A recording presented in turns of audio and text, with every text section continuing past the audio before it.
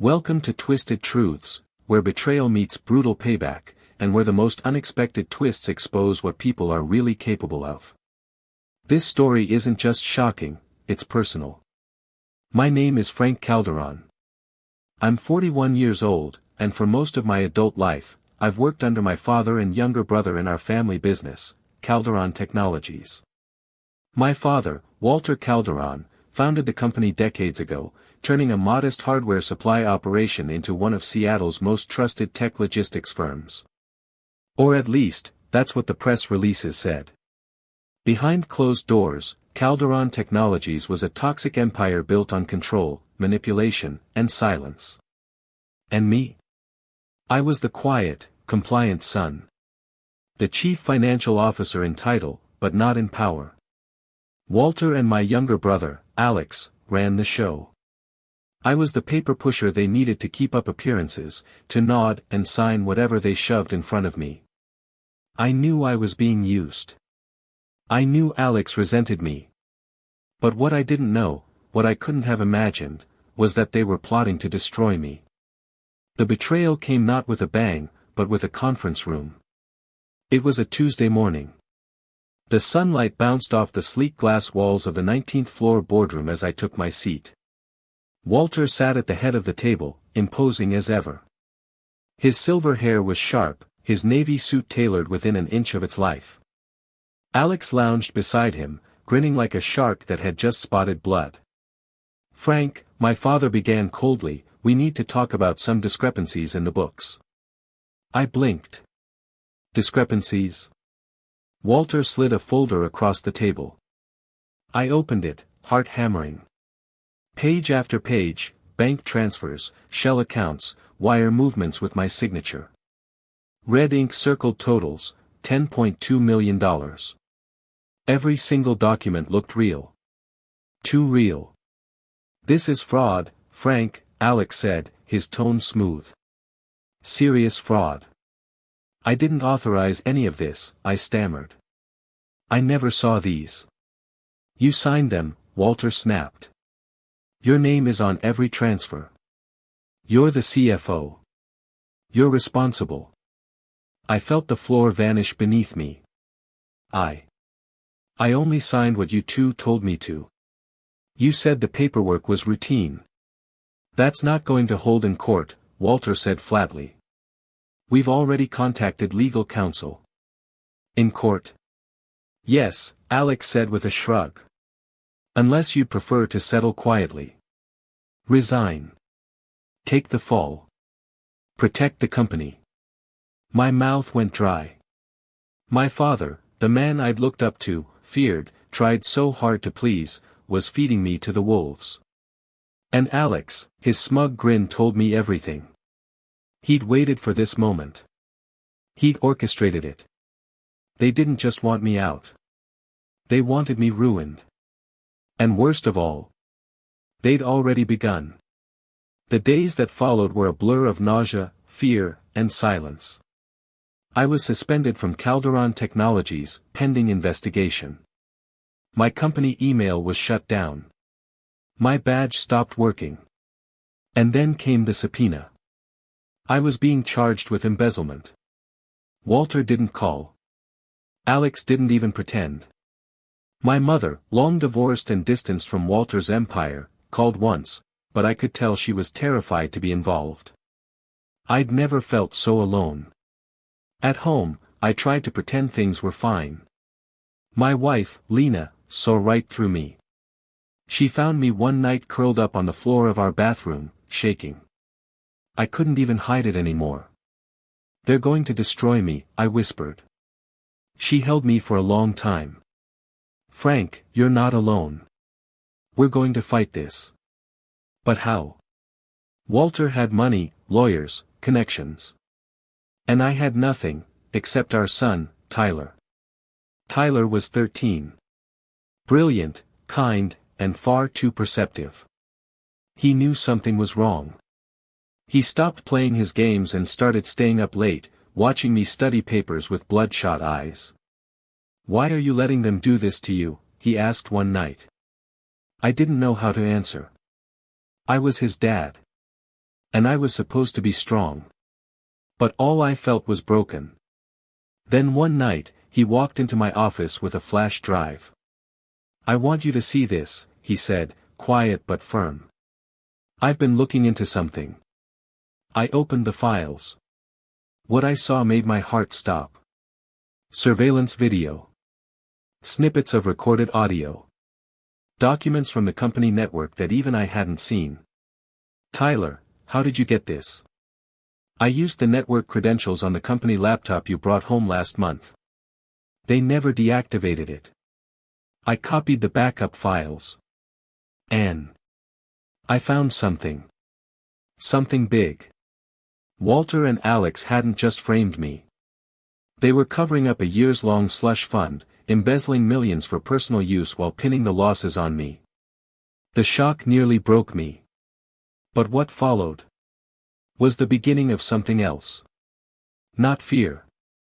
Not despair. But rage. After I saw what Tyler had uncovered, I just sat there. The silence in my home office felt louder than any shouting match I'd ever had with my father. My throat tightened as I stared at the screen, evidence of my betrayal, not by strangers, not by distant enemies, but by my own blood. Tyler sat beside me, his face tense, nervous, yet proud.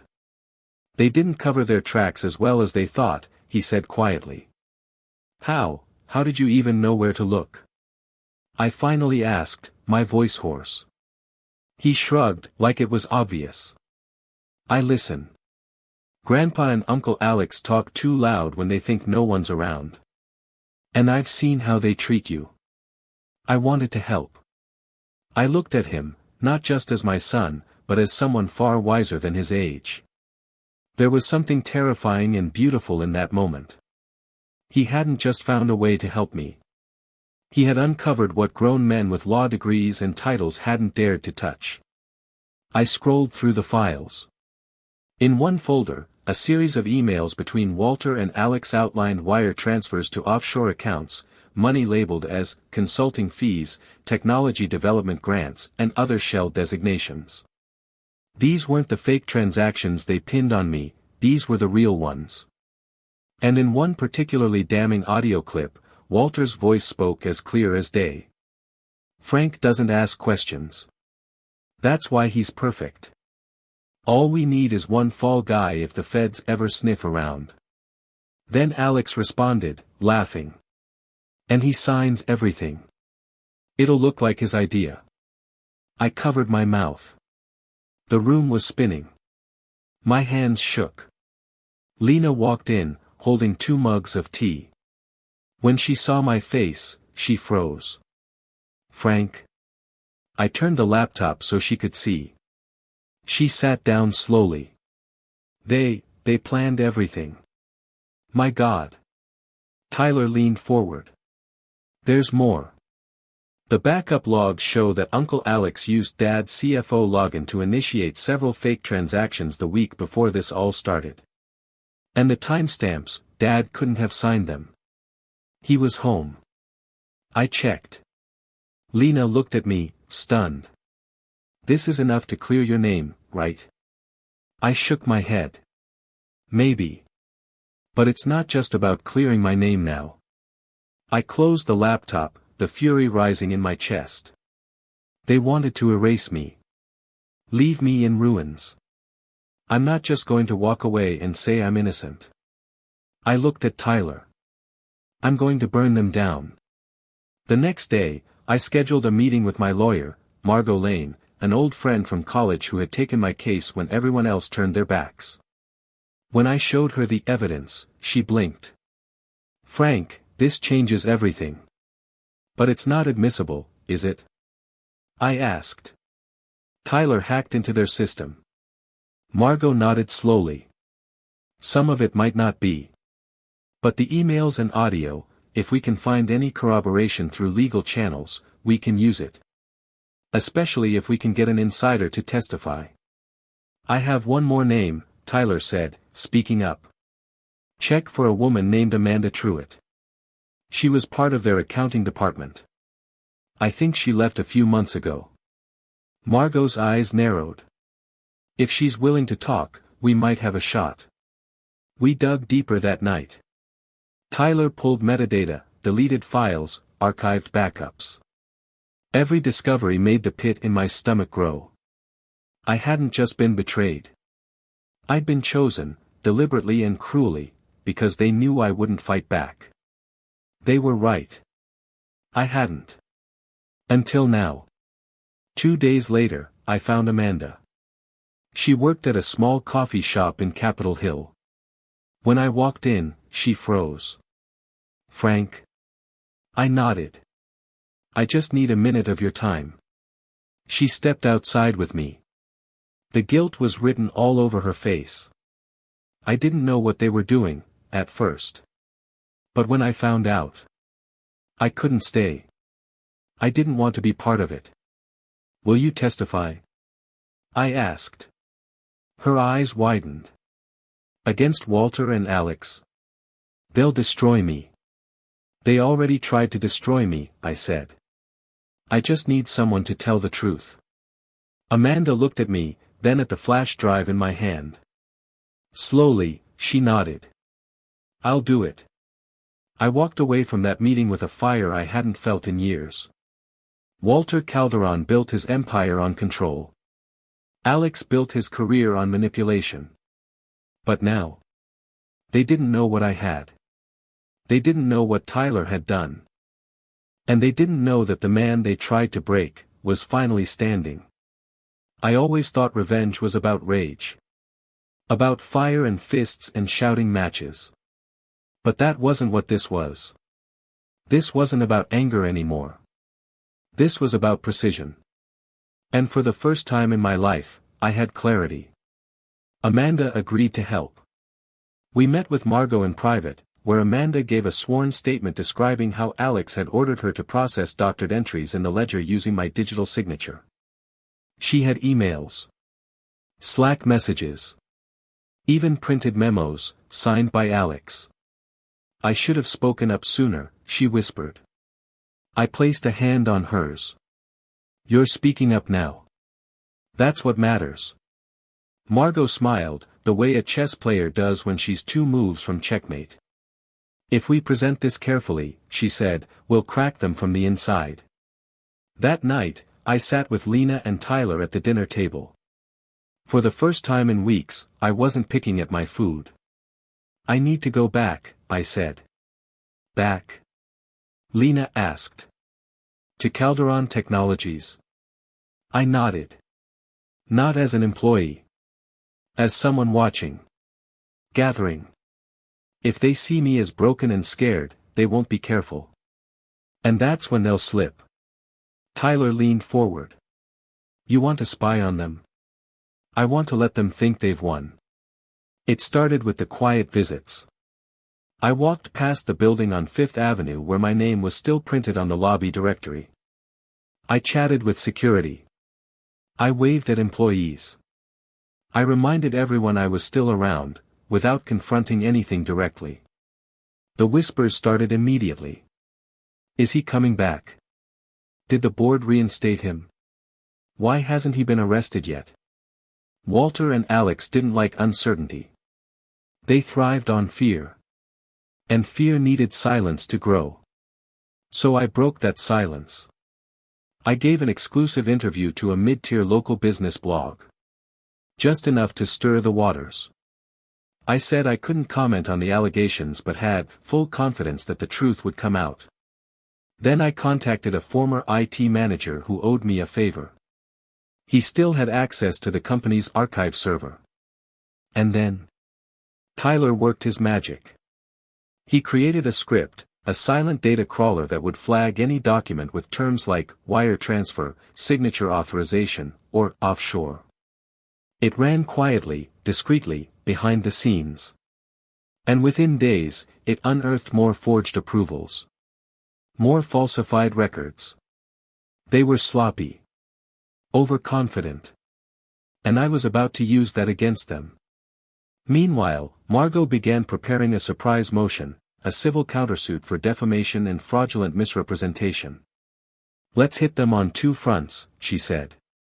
"If we file right before the hearing, we can use the countersuit to submit all your new evidence without giving them time to hide.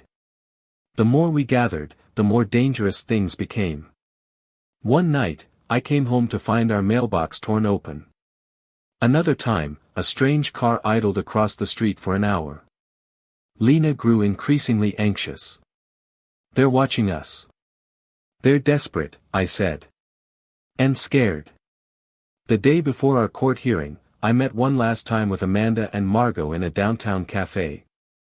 Amanda handed over one final file, a memo Alex had sent directly to Walter, referencing my usefulness as the designated fall guy. It's over, Margot said, eyes shining. This is the nail in the coffin. That night, I barely slept. I stood at the window, watching Tyler tinker with a tiny robot on the kitchen floor. Lena came up behind me, wrapping her arms around my waist. They tried to bury you, she said. But they forgot who you are.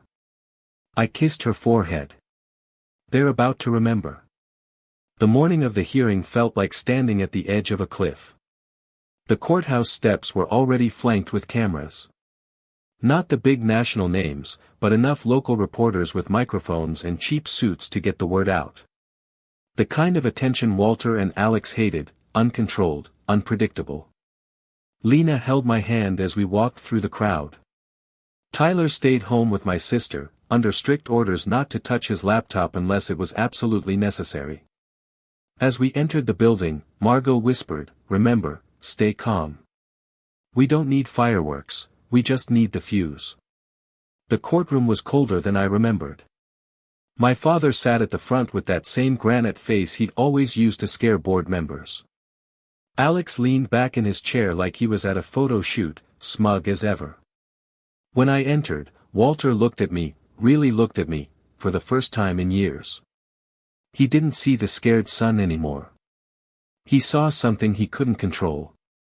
The proceedings began with their lawyer going on and on about my reckless behavior and blatant misuse of company funds. It was a circus, but one they had carefully choreographed, until Margot stood up. "Your Honor," she said smoothly, "we're submitting a countersuit. The defense has obtained new evidence, emails, audio files, financial documents, and sworn testimony, that directly implicates both Grant and Alex Calderon in a conspiracy to frame Mr. Calderon." The courtroom fell silent. Walter didn't even flinch. But Alex? His smirk cracked like a windshield under a sledgehammer. The judge raised an eyebrow. "Ms. Lane, that's quite an assertion. Do you have supporting evidence?" Margot turned to the clerk and handed over the USB drives and paper files. "Yes, Your Honor. And we'd like to begin with Exhibit A, a direct audio recording of Mr. Grant Calderon referring to Mr. Frank Calderon as a designated fall guy." When the clip played, I didn't watch the screen. I watched Walter. His jaw clenched. His hand twitched. But he didn't look away. He was a man used to taking hits and pretending they didn't hurt. Alex, on the other hand, turned ghost white. "Let Frank take the fall. He signs everything anyway." The judge nodded slowly. "I see." Margot didn't stop there. She called Amanda to the stand. Amanda, calm and resolute, recounted how Alex had pressured her to process falsified reports he claimed had been approved by me. "And when I objected," she said, voice trembling slightly, "Mr. Calderon said, and I quote, 'Frank doesn't know the difference between a spreadsheet and a spoon.'" There were gasps in the courtroom. Some of the reporters had their mouths open. A few jurors even turned to stare at me, probably for the first time not as the accused, but as the man they had misjudged. Then Margot brought out the forensic audit team. They confirmed that the financial documents traced back to Alex's computer and Walter's private server, not mine. Every move we made in court that day was planned. Every step designed to peel away the mask my father and brother had worn for decades. But then, came the moment that changed everything. As the judge prepared to recess for the day, Margot stood once more. "Your Honor, one last request.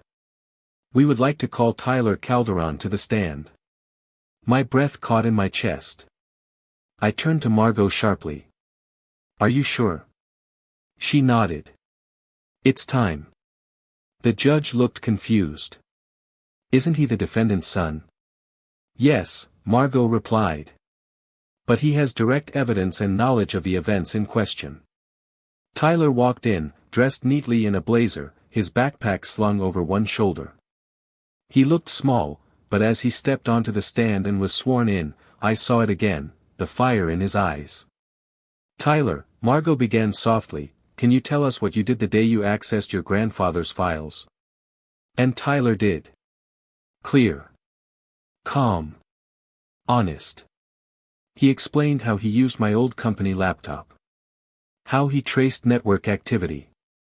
How he found duplicate documents, hidden folders, and that crucial audio file.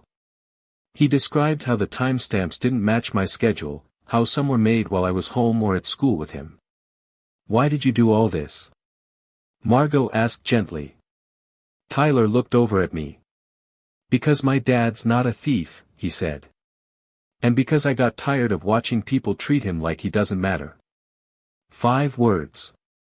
5 little words that detonated like a bomb in that courtroom. My dad's not a thief. Walter's mask finally cracked. He stood up, shouting, this is a farce. That boy is just a child. This whole thing is a setup. The judge slammed the gavel. Sit down, Mr. Calderon, or you'll be held in contempt. Alex didn't move. He looked dazed. I think he knew, it was over. As the court recessed, Lena rushed to Tyler and scooped him into a hug. I walked over, my knees weak, my hands shaking. You didn't have to. I wanted to, he said, smiling through tears. I held him close, overcome. My son had stood where I never could. And now? The storm had only just begun. The days following the hearing felt like the eye of a storm, eerily calm, but I knew the winds weren't done with us yet. Walter and Alex had been humiliated in public. The court documents leaked, and the media picked them apart like vultures. Headlines like "Local Tech Tycoon Accused of Framing Own Son" and "Whistleblower Son Exposes Calderon Empire" spread fast. For the first time in my life, I wasn't the invisible Calderon. I was the one who fought back. But I also knew my father. He didn't lose gracefully. And I was right. It happened 2 nights later. I had just finished locking up our house when Lena called out from the kitchen. Frank, come look at this. She held up her phone, eyes wide.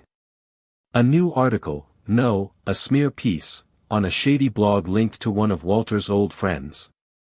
It accused me of manipulating my son, of faking evidence, of abusing my position at Calderon Technologies. They're panicking, Lena said. They're striking back, I corrected.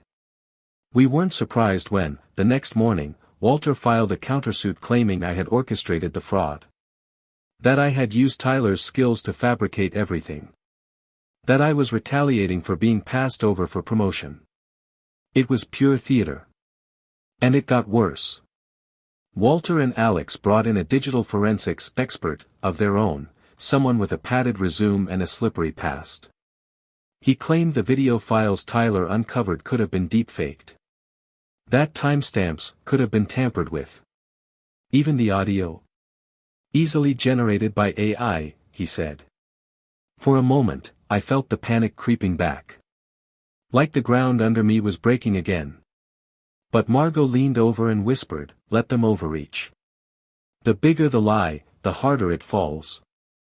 She was right. Because then came the real twist.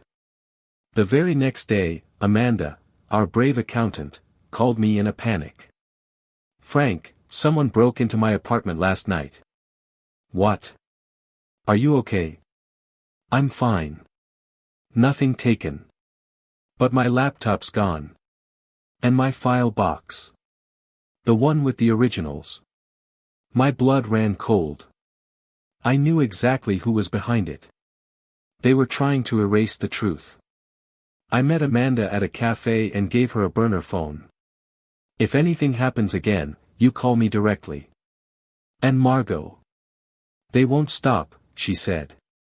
You know that, right? I know, I said. But neither will I. Then, out of nowhere, Tyler dropped the final hammer. He walked into my office that evening, holding a printed email. Dad, I went deeper into Grandpa's encrypted folders. He never cleared the audit logs.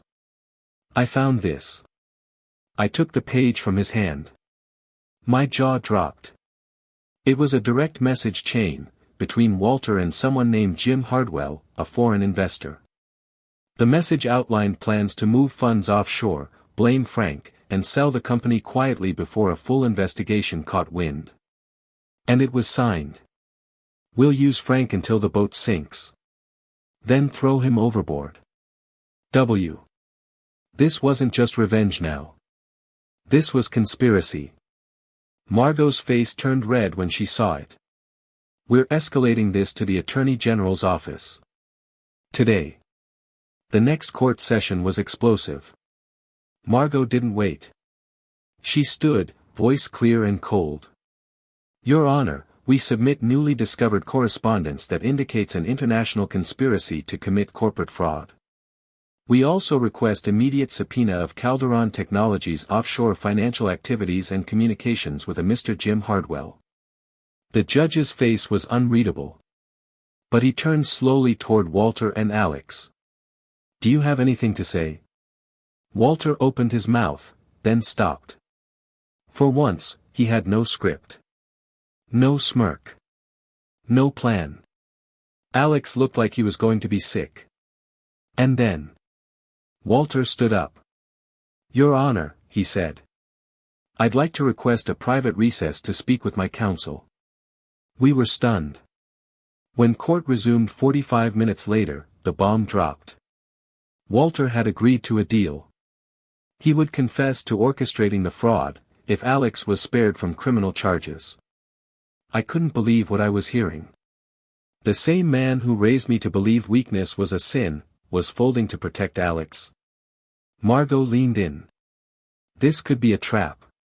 But I watched Walter's eyes. They weren't cold anymore. They were empty. Outside the courthouse, Alex caught up to me. He looked like a shadow of himself, tie undone, jaw clenched, no cameras around. You think this makes you the hero, huh? He spat. I stared at him. No, Alex. I think it makes you the villain. And the worst part? I still hoped you'd stand beside me one day. He scoffed and walked away. I never saw him again after that day.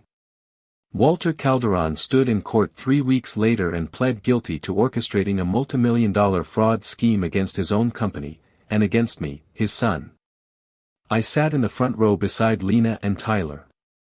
I didn't look triumphant. I didn't feel victorious. I just felt quiet. Hollow. As if my body hadn't caught up with the truth. The man I had feared for most of my life was now a criminal in the eyes of the law.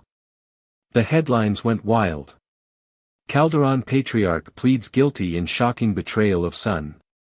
CFO exonerated after son exposes corporate cover-up. Whistleblower family drama ends in guilty plea. The Department of Justice stepped in.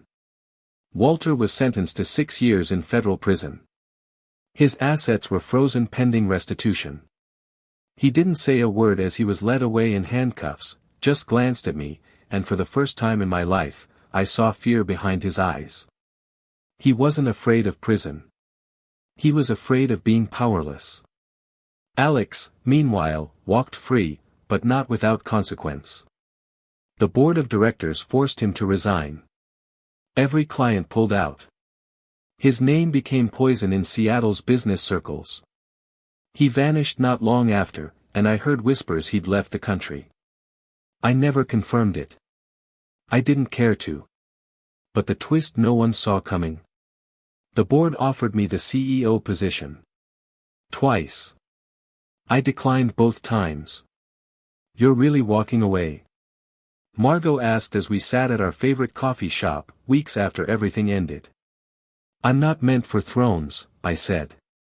And I don't want my son to grow up thinking power is more important than peace. You were never weak, Frank, she said. You just forgot you didn't have to fight like them to win. She was right. I submitted my formal resignation the next day. And then I began something new. I used part of the settlement payout I received to open a small robotics learning center, Tech Lab, named after the boy who saved me. It started as an after-school program with second-hand laptops and donated equipment. But within 6 months, we had waiting lists, partnerships, and even city grants. Tyler became the local hero. Kids twice his age came to learn coding and robotics from the 13-year-old hacker who beat a billion-dollar empire. He didn't brag. He just smiled and kept building.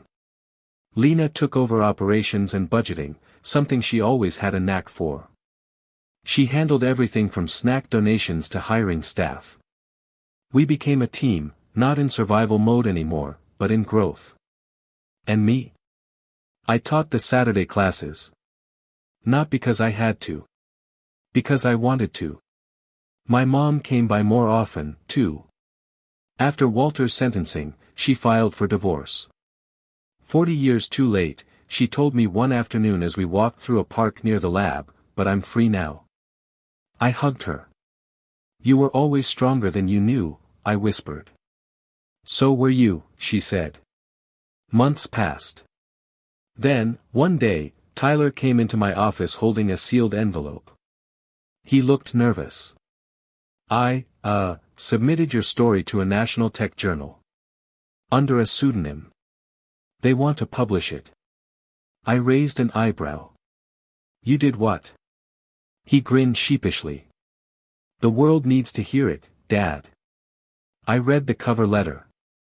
They wanted to title it The CFO, the Fall Guy, and the 13-year-old Whistleblower. It was poetic. Painful.